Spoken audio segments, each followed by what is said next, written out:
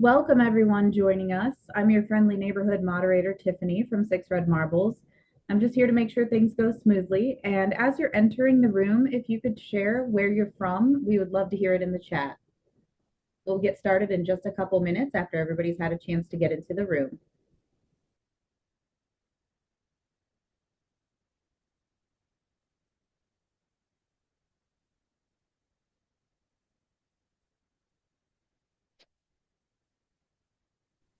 Ooh, I see a bobcat in the room. My undergrad and PhD are from OU.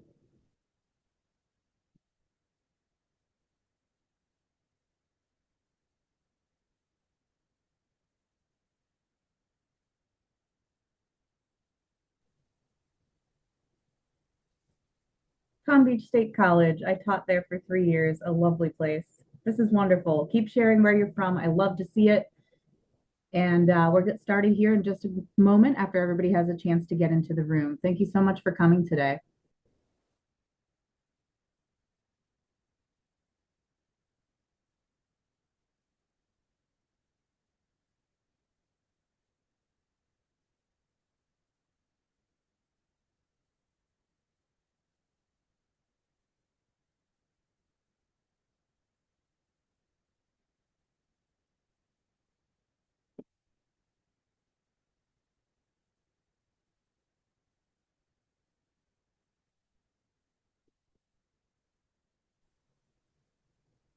And just to give everybody a quick check-in, the room is still filling up, so we will wait just another moment before we get started. Again, if you could share where you're from in the chat, we'd love to see it. And thank you so much again for coming.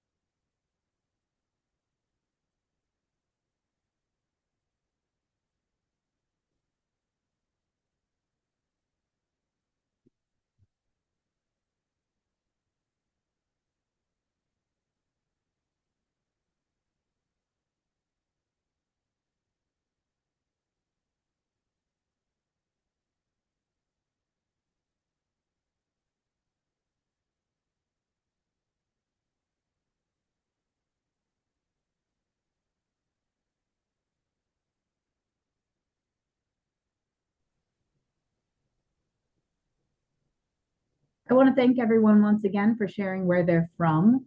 Welcome to the webinar. We will get started very soon. We just still have a few people filtering in from the lobby. And in just a moment, I'm going to turn it over to my colleagues, Jackie, Jess, and Simon, to get started on the webinar. Thank you so much for being here.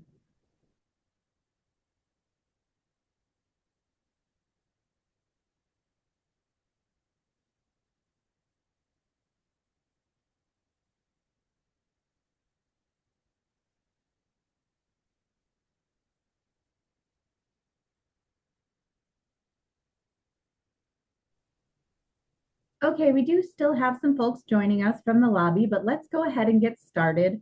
I'm going to pass it off to Simon Walter from Six Red Marbles. Thank you all so much for being here. We look forward to speaking with you today. Thank you, Tiffany. Good morning, good afternoon, good evening, good day, wherever you may be. And I love seeing where everyone is. I'm Simon Walter. I'm an AVP here at Six Red Marbles. And thank you for joining us today on the Chronicle of Higher Education webinars presented by Six Red Marbles, the AI and human insight, better learning as AI is accelerating what's possible in course design. The real differentiator for institutions is how humans interpret, refine, and elevate what AI produces. This webinar is how to blend that AI efficiency with human insight to strengthen quality, creativity, and equity in online learning. Just a quick note, this is how the team at Six Red Marbles has started to manage AI in our partnerships with higher ed institutions. And having talked and discussed with a lot of institutions, this is obviously a hot topic in education. We wanted to share some learnings, some ideas, and some processes with everyone. So thank you for joining for this. You quickly want to introduce Six Red Marbles. You might not be familiar with us. Think of us as an instructional design team that partners with a lot of higher education institutions. We have 30 years of expertise in program, course, and content development. We actually started in the K-12 market over 30 years ago and kind of naturally and organically have started to work with higher ed institutions with the growth of online and then the rapid acceleration during COVID. We have a team of over 350 team members, including subject matter experts, instructional designers, learning experience designers, two of our top marvels here, program managers, which really allows us full service from ideation to creation, as well as the ability to scale projects very, very quickly. Our quality at scale and our approach is deliver the best learning resources in partnership with educational institutions to hit their academic and learning goals. We create custom award-winning content. We have worked and do work with all types of schools, 2-year, 4-year, public, private, trade schools, small liberal arts, all the way up to tier one research institutions. Here are a sample of some of the universities we're currently working with, and we have worked, and do work, and currently work across all disciplines. You name it. We've worked with program and content and course design on it. That's public health, business, law, nursing, STEM, teacher certificate program, social work, cybersecurity. For the sake of time, I will stop, but you get the idea. Now, one of the main takeaways, excuse me, for you is it's always the institution's content. We work hard to build a trust with the institution from leadership down to faculty to make sure that faculty and the leadership at the institution know that they're always in control of the direction of the content of the course. We can act as brainstorming and work from ideation through deliverable with faculty in that close collaboration to deliver the best possible content. We are fee for service. We are not an off-the-shelf, one-size-fits-all content library. In fact, the final deliverable is the IP of the schools to use. Okay, now you have a little bit better idea of Six Red Marbles. I want to go ahead and just give you an idea of the layout of our agenda. We'll do some quick introductions. Why AI and HI, human intelligence now, workflow, some samples of workflow and practice, a way of ensuring quality, equity, and integrity, some quick wins, next steps that we've seen, and open it up for Q&A. And speaking of that, if you wish to put in questions, please put them into the Q&A, and then you can also upvote them. The voice behind the curtain is Tiffany Chapman. She's our Director of Communications and Marketing. She'll help us. So our presenters, you've heard enough about me. I'm Simon. I'm AVP. I work with a lot of educational institutions. I am based in Southern California, so I might be several degrees warmer than some of you. I'm sorry. The other two marbles, red marbles here, I'm going to introduce Jackie, our lead instructional designer.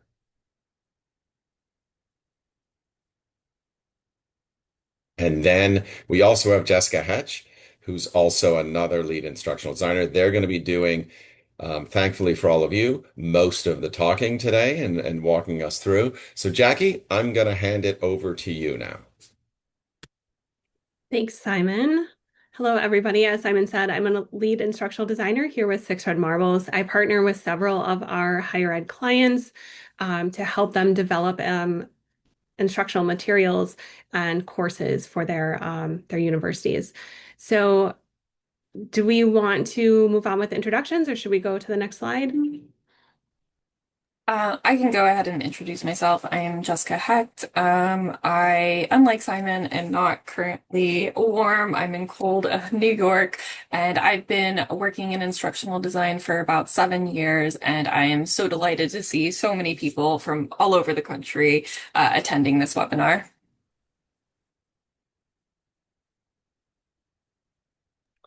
All right, before we get into the details of how we as instructional designers incorporate AI into our workflow, we wanted to start out by just setting the stage. So why now? Why is there sort of this urgency around thinking about the ways that AI can help your workflow and your course design?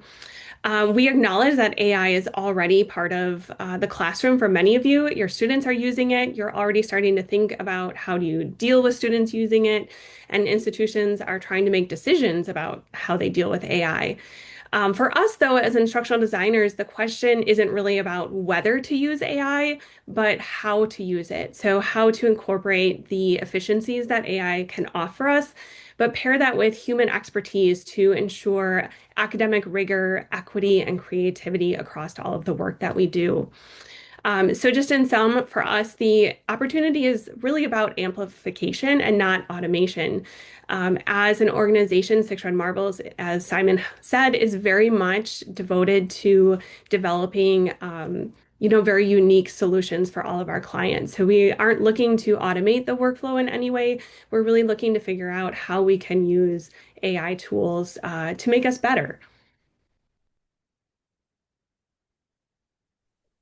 Thank you. We're going to have a couple, and I forgot to mention this in the agenda, a few interactive points of this presentation. This is one.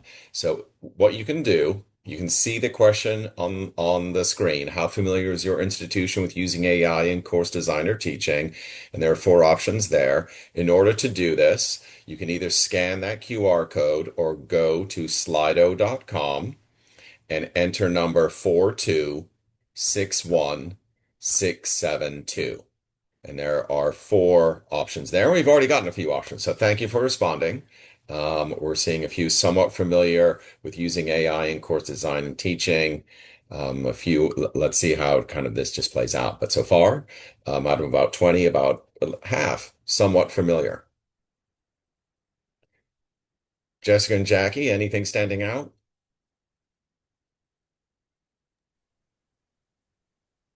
At Mm, 55% of somewhat familiar, Yeah, 50% is stead pretty yeah. similar, pretty I pretty think steady.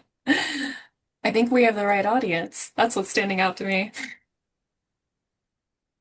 That's a great mix. I like to see the mix Yeah. from very, hmm very familiar, about 20%, you know, not familiar yet, very familiar somewhat. This is all subjective, of course, in terms of somewhat, but and always True. changing with the nature of AI. Yeah, it is very much a learning process. It's been a learning process within the last 2 years. Excellent. So we've got about 85 respondents, and thank you for responding. And there will be a few other of these interactive opportunities as well. And about just shy of 50% somewhat familiar. A few experiments or discussions, which is great to hear. And then there's, from a fairly not familiar, a little over 25%. Sorry, a little over a third. So thank you. Back to you, Jackie. Or excuse me, over to Jessica. Yes, thank you. So I am going to kick off our conversation about AI and human insight to really just provide an overview over what we mean by AI and human insight, or AI and HI. So Jackie already started discussing this, but at its core is the belief that AI can be used in partnership to amplify human judgment and design thinking, but not replace it. So what does that mean? It means AI can help assist with tasks that create competing priorities for faculty and staff, such as admin tasks, tasks associated with moving programs and courses to learning management systems, and then auditing and updating those regularly. Tasks such as accessibility checks, curating and updating instructional materials, designing lecture slides, updating assignments, but you get the picture.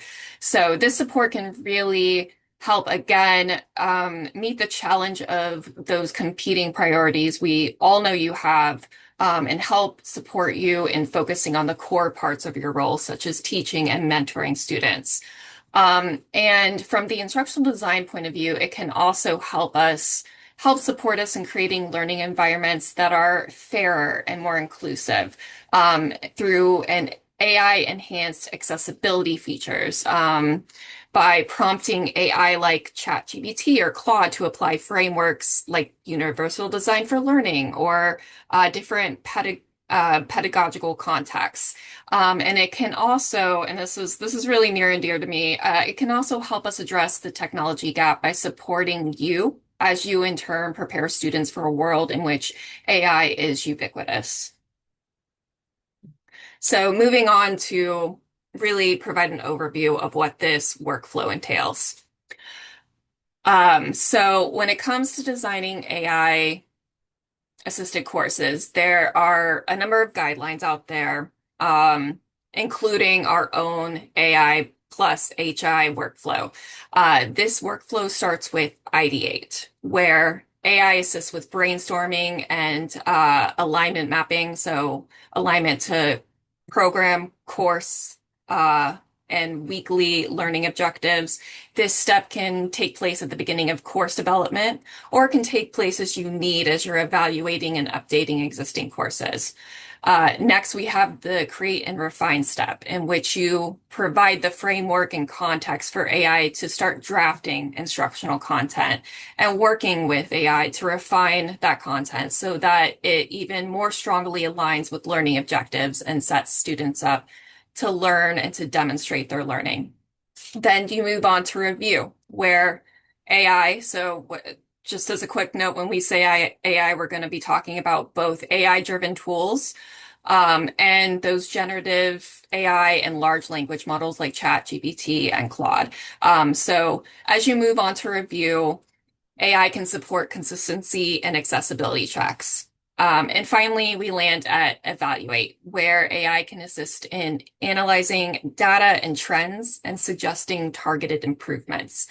And before we move on to the rest of the webinar, which we're going to take you through some examples of how we apply this workflow, but before we move on, I want to acknowledge that this workflow looks an awful lot like ADDIE.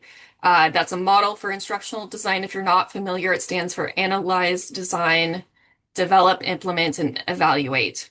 And I mention this because we all really want to emphasize the point that the basics of good instruction and good instructional design have not changed.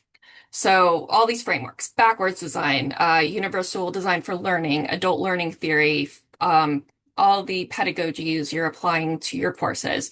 In other words, all of our human expertise and insight are still crucial, and AI is just a tool, albeit a very, very impressive tool.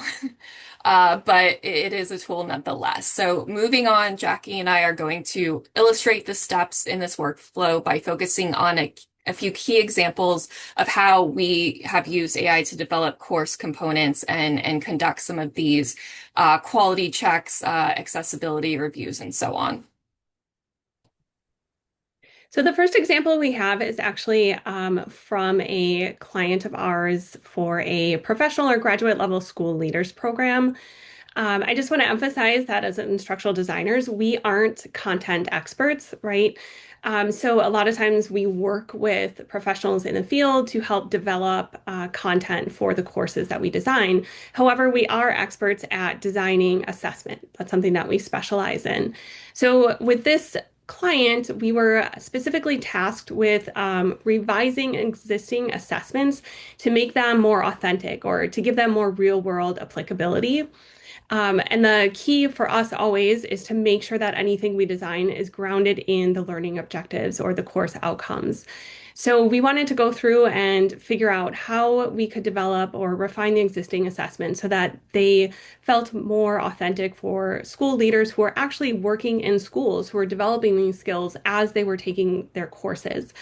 So we entered a prompt into ChatGPT. We have an internal version, so a closed version of ChatGPT, so that all of the information that we input is not put out into the database or the web so that it can't be used or referenced outside of our company. So we're really careful with making sure that we keep information that we work with private.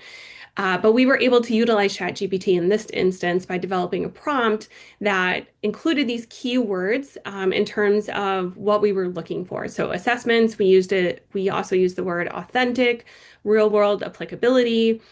We entered in the learning objectives, and we also included some of the instructional content from the modules that we were working within that these assessments were directly aligned to. So after a few tweaks, a little bit of working through the ChatGPT output and revising that prompt, we were actually able to brainstorm a really good list of assessments that could help meet those learning objectives while also offering that real world aspect that we were going for. And then we were able to sit down and work with the client to actually narrow those in. And in a lot of ways, we ended up taking what ChatGPT gave us, but actually like building on it. We took it through those later steps in the workflow that we'll talk about later.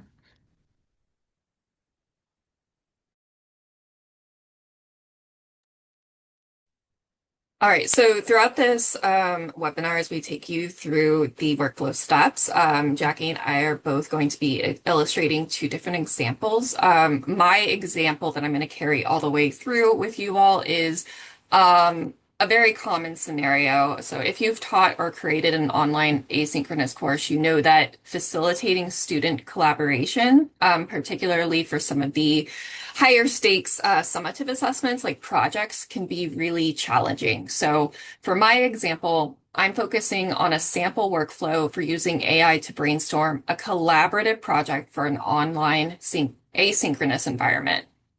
So just like when you're developing an assessment without AI, you want to start with the learning objectives that the learners will need to achieve and the instructional content. And what I mean that my by that can vary. It can mean the concepts presented in the lectures, readings, and so on, any formative assessments like quizzes or just milestones that are in the course to prepare students for the final project. The caveat, of course, being that the extent to which you can input instructional content into something like a ChatGPT or Claude depends on so many factors like department policies, whether you do have a specific AI that's been provided to you for use in coursework, obviously any regulations around confidentiality and copyright, as well as your own comfort level. But so typically in this kind of workflow, when I start brainstorming for an assessment, I start by providing some basic inputs for my prompt, such as learning objectives, the course format, information about the learners, any relevant assignment specs. And I typically tell the AI to give me 2 to 3 options. And I really like doing that because it builds in that HI component where I, as the expert, have a few options to choose from. So I'm going to go ahead and turn over to a sample prompt just to show you what the AI results were. Okay, so this is a bit of a block of text. I don't expect anybody to read it, but I did want to show this as an example prompt, and I wanted to point out a few things about it, which it contains all the basic inputs I just described, so learning objectives and the assignment specs. I also wanted to point out the fact that it's unpolished and imperfect. So, meaning this is an initial prompt that I put out there. It is not a prompt that will result in AI giving me exactly what I want just yet. A key part of the ideate process, in fact, I would say the whole workflow is going to be a back and forth with AI, just like Jackie discussed in her example, until it either gives you something you can use as a foundation, or until it gives you exactly what you're looking for, which is pretty unlikely, but who knows? But you ultimately, depending on ultimately what will take the least time for you, whether it's getting that foundation and working on it yourself or kind of going back and forth with the AI. And you can absolutely prompt the AI to tell you how to give you how to shape more effective prompts and then save those prompts for future use. So let's see what this imperfect prompt resulted in.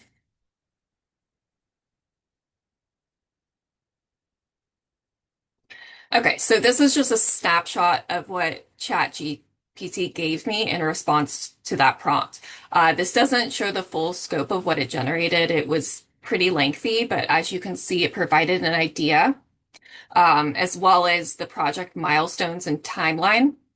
It also, and this is not included in this example, but it did also provide an explanation of how each of the project ideas aligned with the learning objective and how they were appropriate to the undergraduate learners, which I specified.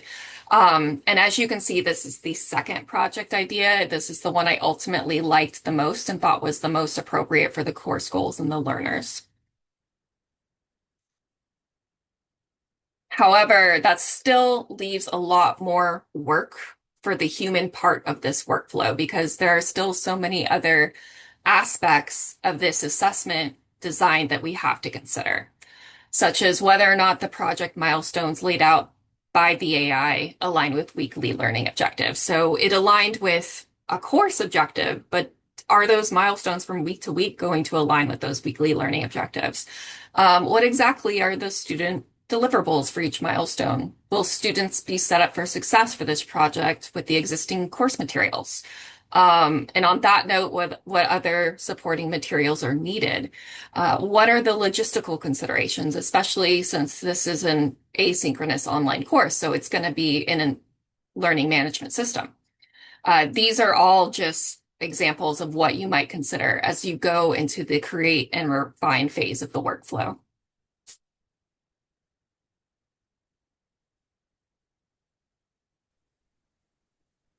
So we'll return again to that example that I started with for the school leaders program. The output, the example assessments that the AI helped me brainstorm, a lot of them were very similar to types of assessments that our team had already identified as possibilities. So things like case studies, presentations, emails, school board presentations, those sorts of things that kind of mimic what a school principal or school leader would be doing. But one thing that the AI did come up with that was really helpful to us was actually doing conversation role playing with AI to mimic scenarios that school leaders or principals would actually encounter in their day to day. So, for example, the AI recommended having a prompt written ahead of time that would tell whichever chat program or whichever LLM the student ended up using to mimic a disgruntled parent, right? Or a school board member. So taking on those types of personas. So as Jessica mentioned, we had this great idea, but now going into the create and refine stage, there were a lot of other things that we had to start thinking about before we could implement this. And that's where like the human aspect really comes in because we had to really identify the logistics and start mapping this out to develop student-facing and instructor-facing materials that would actually help support the implementation of this type of assessment. So we actually went back to the AI then and had the AI help us through that prompt development. So not only was the AI sort of testing itself in response to the prompt as it was developing, but it was actually giving us insight into how to improve our instructions. So what came out of that was actually a student-facing document that all of this is online. So it contained a prompt that students could copy and paste into the chosen LLM or chatbot. And then it gave some instructions for students, mostly troubleshooting tips in case the chatbot or the LLM kind of went off onto a tangent or started hallucinating or not sort of following the script or maintaining the persona. It also helped us write up facilitation notes. So we like to not only have everything clear for the students, but also for the instructors who are teaching with the materials we develop as well. So we were able to develop a comprehensive guide for the instructors who would be teaching this course and working with this assessment to help them not only deliver it in a way that supported students, but also to help them troubleshoot in case issues came up. So basically, the assessment contained the initial prompt that students could copy and paste into the chatbot, and then instructions for students on how to export the results from that conversation or to do screenshots of them so that they could then upload those to the LMS that their program was using and submit them for a grade. We also provided some information on how to assess those conversations based on the specific learning outcomes that we were using to guide the assessment. So throughout this process, it was very much a back and forth between the LLM and between our instructional designers who are working on this project to create and refine. And it kind of went in a cyclical way in which we were always kind of going back, refining a little bit, going back to create a little bit more until we actually had it right and we could test it several times and we got the assignment working correctly. And we made sure that the learning objectives that we were aiming to assess were actually being met by the time students were done with the assessment itself.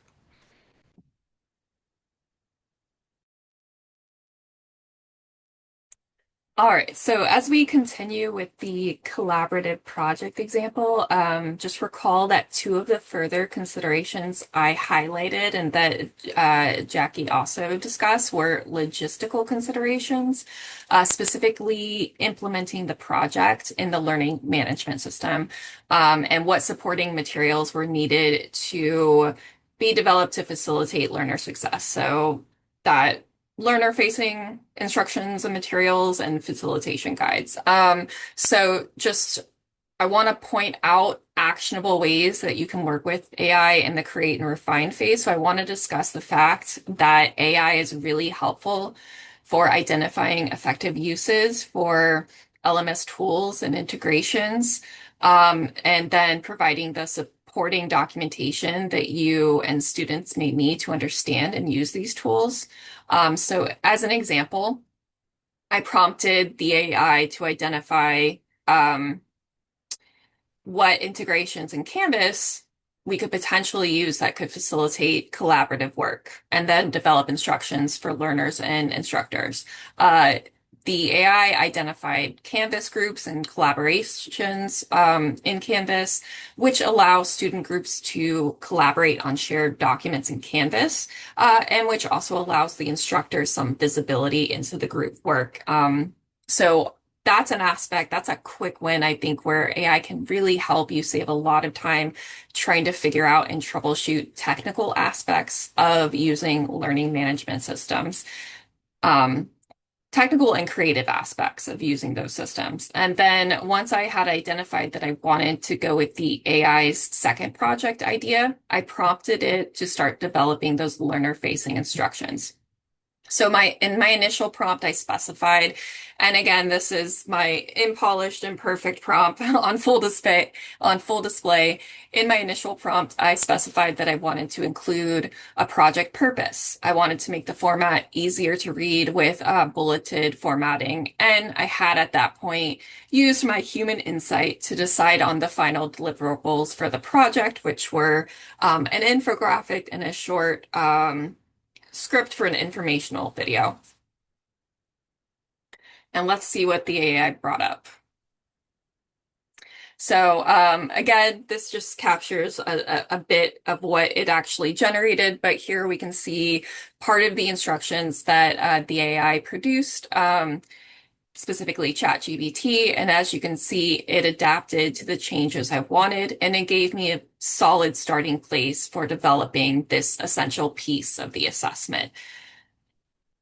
But there are additional considerations as we move into the review phase.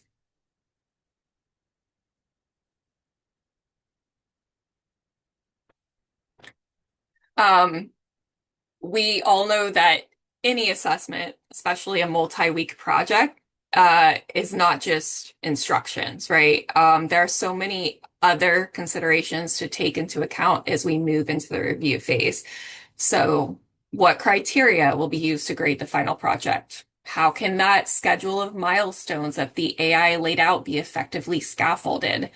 How can we use AI to apply universal design and provide supporting materials in multiple formats? So, addressing accessibility. On that note, how can AI support accessibility and equity by, for example, helping to differentiate instruction for students? For example, those who may need to work individually or need other options for their final submissions.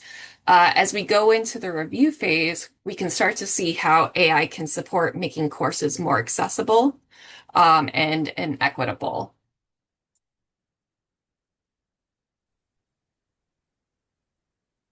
So, returning again to our school leaders program example, one of the ways that our client wanted to employ differentiation was to really focus on how they can make exceptions for learners who need to complete the assessments using different modalities. So, again, we did the simulations with the chat conversations, but we also included some assessments that were like presentations or emails that would go out to a fictional audience, like a school board or community of learners. So we took a lot of these assessments and used the AI to actually brainstorm how we could offer alternatives in which students could complete the assessment, meet the learning objectives or outcomes, but do so in a different modality because these are professionals working in various contexts. We wanted to be sensitive to that.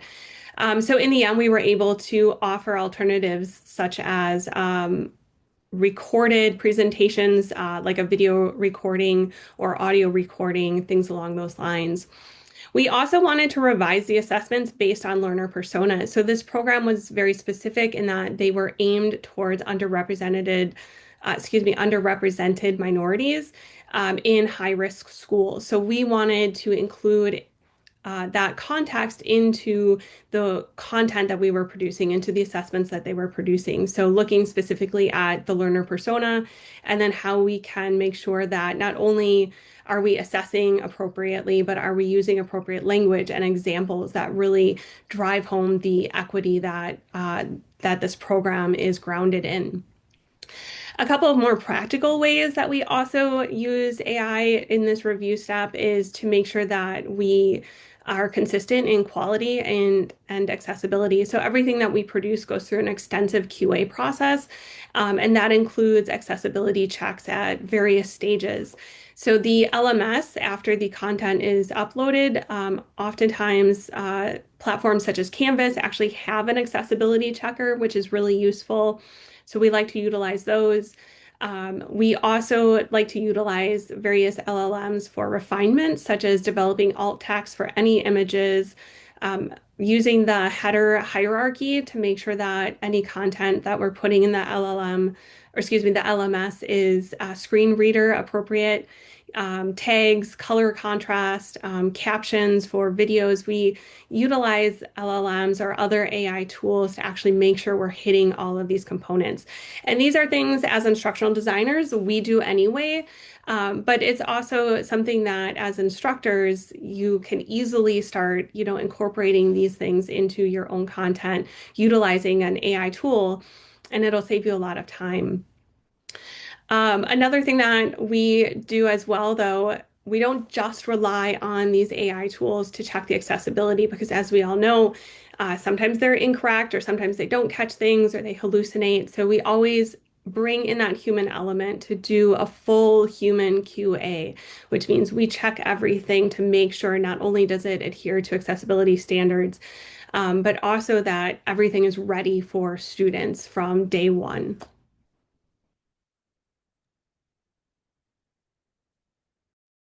Yeah, in particular, captions. I've definitely seen hilariously wrong captions generated by AI, and we often have to follow those up and correct those, especially when they're within a context such as a complicated science course or something like that. So anyway, moving on to my example in the review stage. So I wanted to highlight how I asked the ChatGPT to recommend an alternative assignment modality. So I prompted ChatGPT to provide ideas for alternate assignment modalities. And here we can see that I specifically asked for alternatives to the final deliverables of scripts and infographics while specifying that the core learning objective must be met and that the student will need to be able to complete the alternative on the same timeline and with a similar level of effort. So, given this prompt, let's see what the AI gave me. And here's the result. Written deliverables with an option for an audio recording rather than the key deliverables relying on creating a visual design. So that again leaves me, the human, to review this recommendation and think about the feasibility of providing the alternative for the course, as well as whether another rubric will be needed, or if I can work with AI to create a substantive rubric that can apply to both options, as well as how to factor in grading group participation through peer evaluations versus grading individual work. So there's still a lot, again, to consider, but we've got a really solid place to start with this alternative for students who may need it. And so, as we're moving out of the review phase, although as you probably caught on, this whole phase is also a bit iterative. It kind of goes back and forth in a cycle. But as we're moving on to the evaluate phase and out of the review phase, we still have a number of considerations that require key human insight, specifically as it pertains to accessibility guidelines, design frameworks, pedagogical contexts. So considerations as you work through the review phase might be, are all of the instructional materials well designed and aligned? Is UDL or relevant pedagogy applied throughout? Are AI-generated accessibility updates accurate and well designed? Again, going back to that caption example, it can go sideways very easily if you just trust certain AI-driven tools to give you captions. And do any further refinements need to be made to enhance accessibility?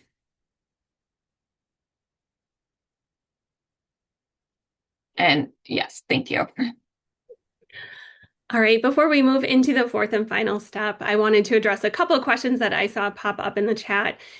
So one of our LXCs actually asked how SMEs, or subject matter experts, and faculty fit into the AI plus HI workflow process. And we just want to emphasize that when we're talking about our clients, we're working one-on-one with faculty or SMEs throughout this process. So anytime we bring something back to the client, we sit down with that subject matter expert or that faculty that we're working with, and that's where the human aspect comes in. It's not only our instructional designers, but our partners as well. Another question that I see is with the individualized learner personas that I talked about in my example for the previous stage, whether those could be based on individual skills or needs. So when we have used AI to help us think of ways to differentiate assessment or content, we've definitely tried to do it for individualized needs or abilities as well. So for example, I actually worked with a program recently in which we were working with adult learners who were coming to the content. It was a series of workshops with varying levels of skills that couldn't necessarily be predicted ahead of time. So we developed several learner personas based on what we did know about the audience so that we were able to provide instructors in those scenarios with different versions of the same type of assessment for groups of students with these various learning experiences or prior skills that they were bringing in. So I think that's actually a place where AI can really be a strong tool. So moving into evaluation then, I think one of the coolest ways that I've implemented AI was actually to help sort and analyze data. So a lot of you work with institutional offices at your various institutions that offer you analysis of your course evaluation data. But sometimes we work with instructors who collect data in different ways. So recently I worked with a program that had end of course or end of module surveys. So anytime students finished a module within a course, end a course, they would actually take an informal survey through it was either SurveyMonkey or Google or something along those lines. But they had all this data and they didn't know what to do with it. And it wasn't the type of data that they could turn over to their internal um, office and ask them to sort it because it was outside of the scope. It wasn't included in course evaluations. So we were actually able to take all of that data, enter it into the LLM, and help and prompt it to organize it into themes and sub-themes. So specifically, we were looking for pain points within the curriculum to help us identify where students were struggling and where there were opportunities for improvement within this program. And the AI did an excellent job of this. It was able to actually produce some exports. So we got a Excel spreadsheet that organized the data, as well as some visuals that helped us sit down with our client, with the program director who we were working with at the time, and kind of talk through these student responses and help identify ways that we wanted to address the things that were coming up in the work that we were doing with them. So you could do this with faculty surveys, with student surveys. You could look at specific assignments or components within your course. The only thing we would say is if you don't have an internal LLM that you're using, just make sure that all of the data that you would put in is de-identified. So you never want to put information in there that would be linked to a specific student.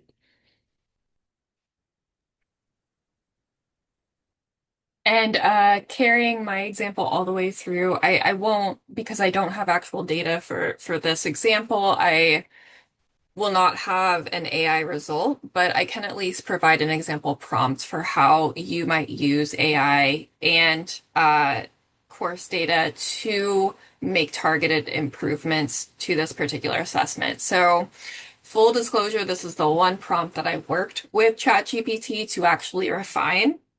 Um, Use the data provided to identify which aspects of the community public health outreach campaign project are working well and which aspects are causing challenges for students.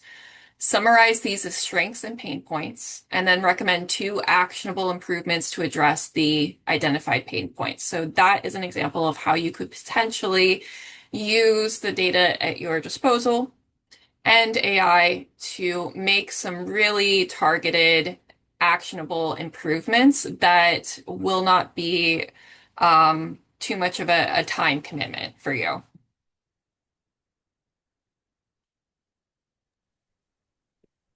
Excellent. Thank you. As promised, there were interactive opportunities. So here's our second opportunity. If you would like to go to the QR code or back to Slido, it's 4261672. And our question is, at your institution, what's the biggest challenge when deciding how and where to use AI? We're very, very interested in hearing. Out of the block, quickly, the faculty and staff readiness and training with, and I think Jessica, Jackie, for what we've heard, working with a few institutions, that's quite common. I'm actually really glad to see the academic integrity or policy concerns start to Hmm. catch up, though. We definitely want to keep those in mind the whole way through. Very good point. Thank you. Pretty even.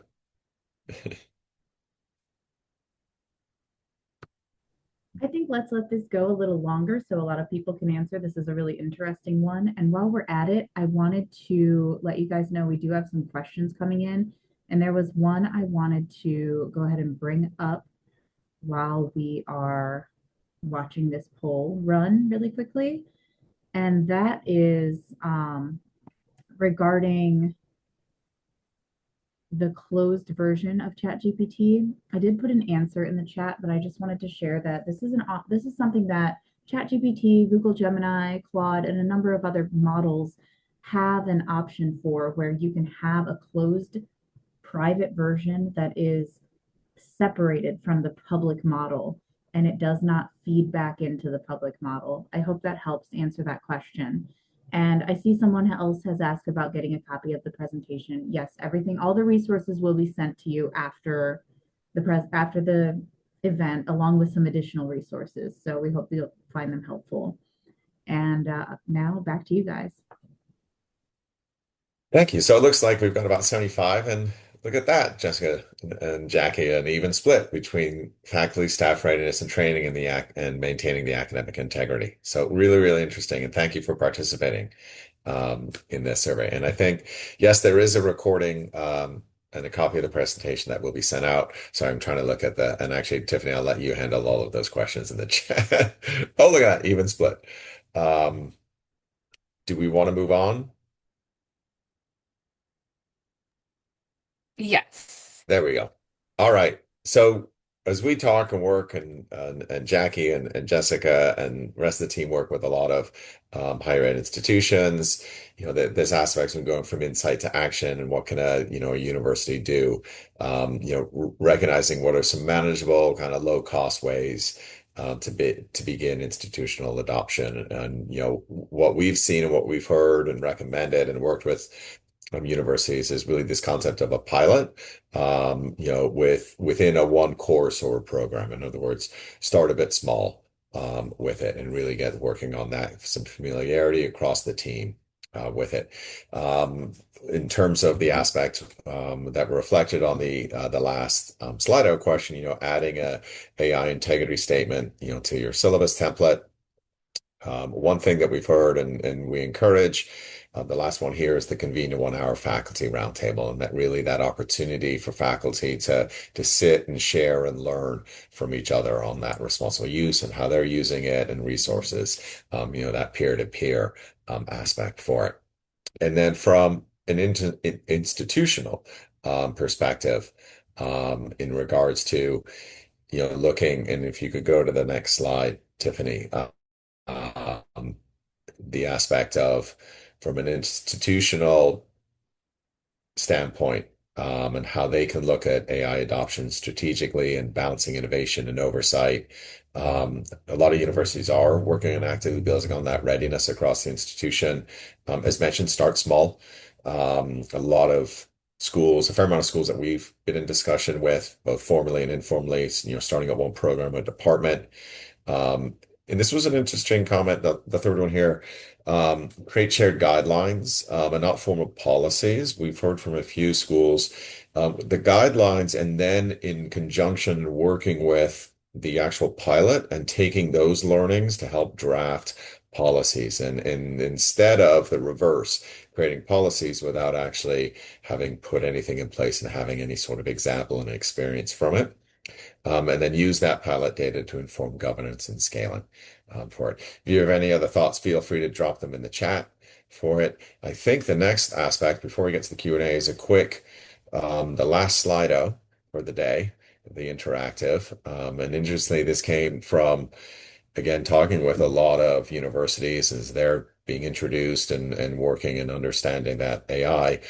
They've actually asked us in this aspect, and would you or someone at your institution interested in exploring frameworks, services to support responsible AI adoption in a learner design focus group? Again, Slido number 4261672. We will send up some resources. And we're just interested to hear as a way for us to help support as well. Tiffany, I know that there might be some questions. I've been engrossed in Jessica and Jackie's presentation. I haven't been paying attention to the Q&A. Are there any other questions that we can put to the two excellent the sharp marbles here, Yeah, to so we answer? have a few things. We did have a question come up earlier in the chat about how does this impact faculty and SMEs. If one of you would like to speak to that, we'll start there. Yeah, I did hit on that question a little bit, but I can expand on my initial answer. So our workflow is always in coordination with faculty or a subject matter expert, who we're working very closely with at all stages of the course development process. However, the examples that we brought in, we tried to think through ways that faculty might utilize AI as a way to help you as you're going into these types of situations yourself. So, for example, if you had an assessment and you were thinking about redesigning it to make it more authentic or to make it, grounded in some real world applicability for your students, you could use kind of that process of working with the AI to not only develop some ideas to brainstorm, but also then to edit, to revise and refine so that by the time you're done, you've utilized the tool to help you create a really well-defined assessment. I think both our examples that Jessica and I offered really focused on how this process, as Jessica mentioned before, is very iterative. So I don't think I've ever written an AI prompt and gotten it right on the first time. In other words, gotten an output that I thought was exactly what I was looking for. I think prompting is the hardest part of developing, skills in using AI or figuring out how to make AI a valuable tool for you. So definitely be specific. Definitely, kind of ask the AI questions if you're not getting what you think you need. And think about the keywords or phrases that you could use. We're thinking about those like Google search words that would help you with a Google search. Those same types of keywords and phrases can help you with your AI prompting as well. The other thing is, I noticed somebody asked if you pay for an AI subscription, if it's closed. It's not. So, for example, I have a personal subscription to ChatGPT. Um, that is open. So anything I enter, it kind of goes out into the world, and I have no control over it. However, our company, Six Red Marbles, has a closed version of ChatGPT that runs basically the same way. The interface looks the same way, but our information is kept private. So you do want to be really careful and kind of know what your platform or your subscription is for, because there are ways that you can get access to a closed version of it.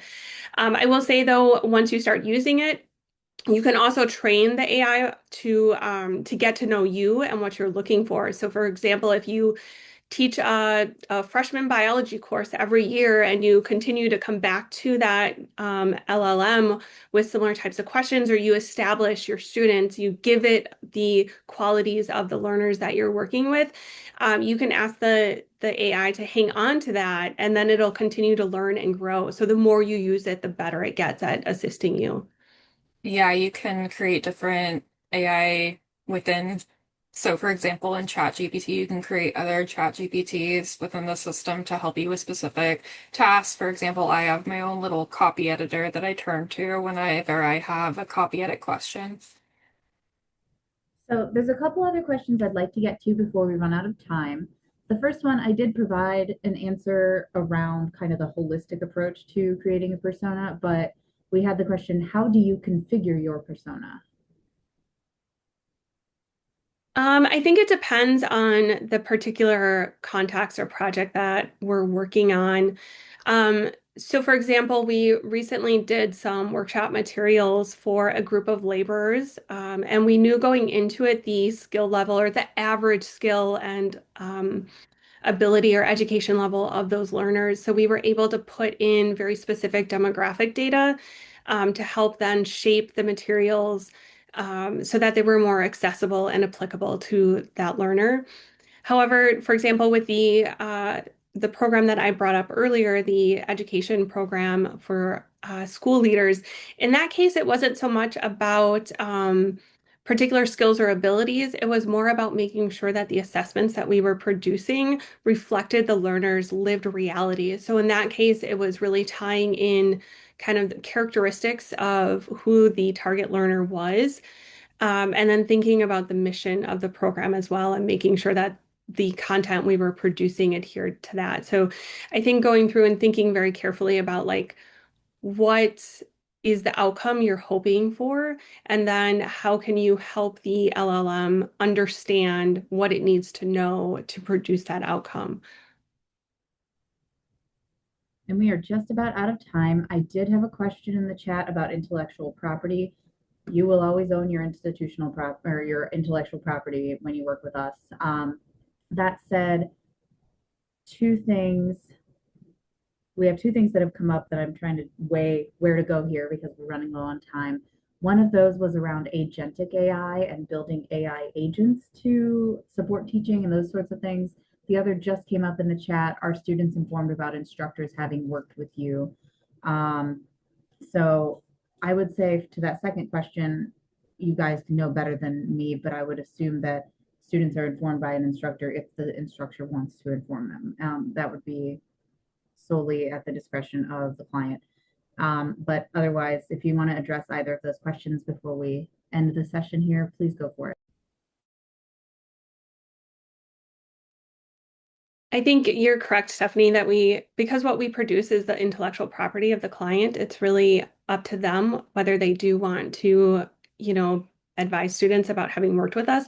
I will say though that we are very careful in terms of using AI with clients. We do so in a way that never goes against any policies that they have. So we're not using AI to help us produce instructional materials for clients who have anti-AI policies in place for their curriculum, right? We're very transparent with our clients about that. So we offer services that don't utilize AI in any capacity, right? That's how we started out, and that's where our strength will always lie. So when we do use it as a tool, we are very transparent about it, and then whether the client wants to be transparent about that as well is really up to them.